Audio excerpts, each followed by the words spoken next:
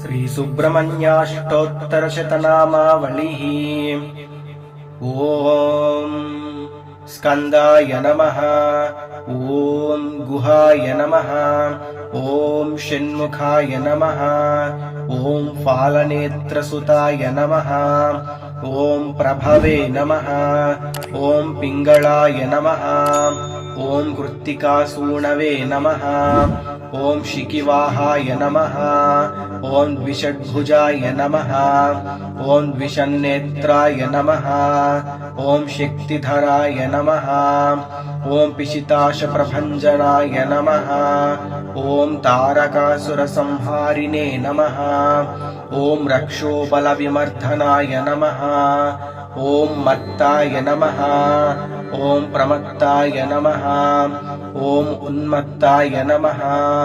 ॐ सुरसैन्यसुरक्षकाय नमः। ॐ देवसेनापतये नमः। ॐ प्राज्ञाय नमः।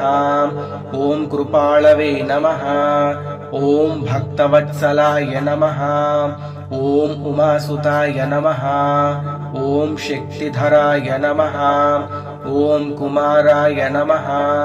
ॐ क्रौञ्चधारणाय नमः। ॐ सेनान्ये नमः। ॐ अग्निजन्मने नमः।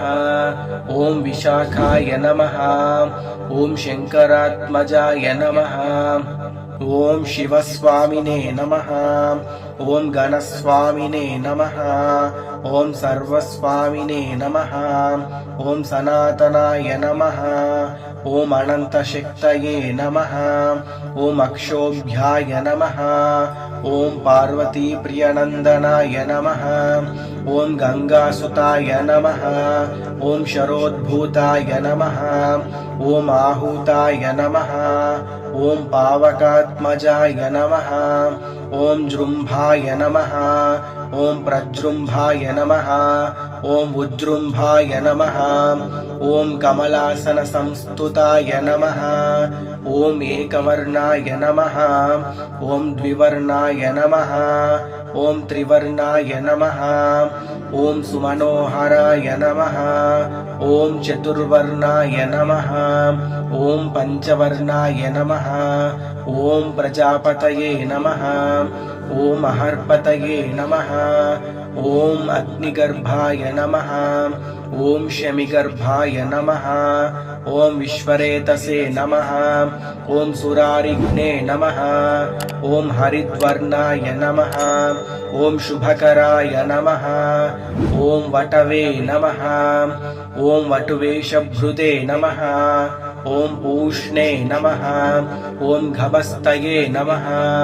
ॐ गहनाय नमः। ॐ चन्द्रवर्णाय नमः। ॐ कलाधराय नमः। ॐ मायाधराय नमः। ॐ महामायिने नमः। ॐ कैवल्याय नमः। ॐ शङ्करात्मजाय नमः। ॐ विश्वयोनये नमः। ॐ अमेयात्मने नमः। ॐ तेजोनिधये नमः।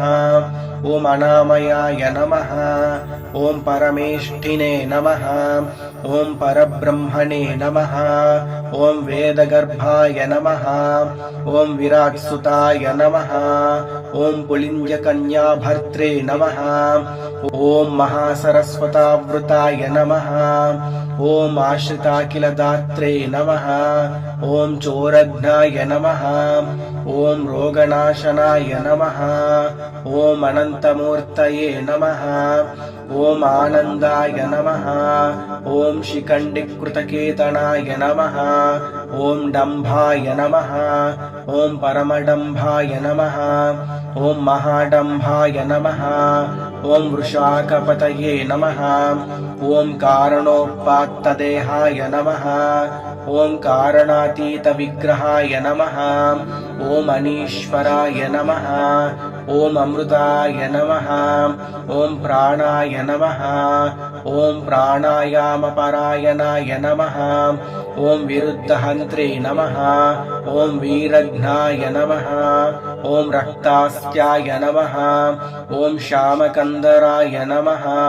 ॐ सुब्रह्मण्याय नमः ॐ गुहाय नमः ॐ प्रीताय नमः ॐ ब्रह्मण्याय नमः ॐ ब्राह्मणप्रियाय नमः ॐ वंशवृद्धिकराय नमः ॐ वेदवेद्याय नमः ॐ अक्षयफलप्रदाय नमः। इति श्रीसुब्रह्मण्याष्टोत्तरशतनामावली सम्पूर्णम्।